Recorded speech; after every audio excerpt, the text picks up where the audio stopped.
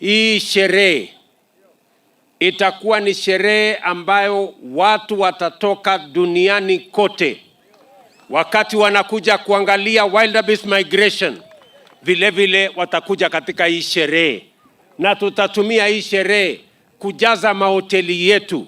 Tutatumia hii sherehe kupanga ajira ya vijana wetu wanaofanya kazi katika sehemu hizi. Na mimi naamini ya kwamba ile hatua ya kwanza tumefanya leo ndio itatengenezwa vizuri kuliko vile tumeitengeneza hii.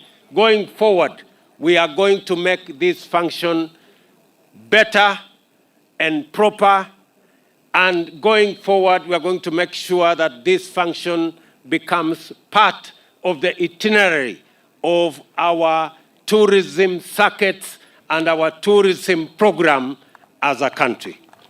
Tuangalie ni vipi tunaweza kuendesha utalii, na hiyo utalii isiwe tu ni utalii ya mambo ya wanyama peke yao ama mambo ya beach kule Mombasa peke yake. Pia mbele na nyuma iwe ni mambo ya culture ya watu wa taifa letu la Kenya. Na ndio sababu tunasimama hapa pamoja na nyinyi. We want, as our tourists come to watch the great wildebeest migration, they must also come to watch this beautiful ceremony of celebrating the Maasai culture every year.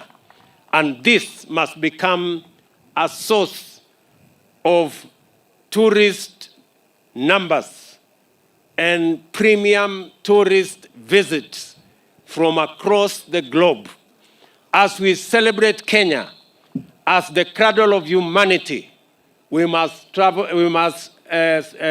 celebrate the Maasai culture as the culture that has withstood many challenges. And today we celebrate the Maasai culture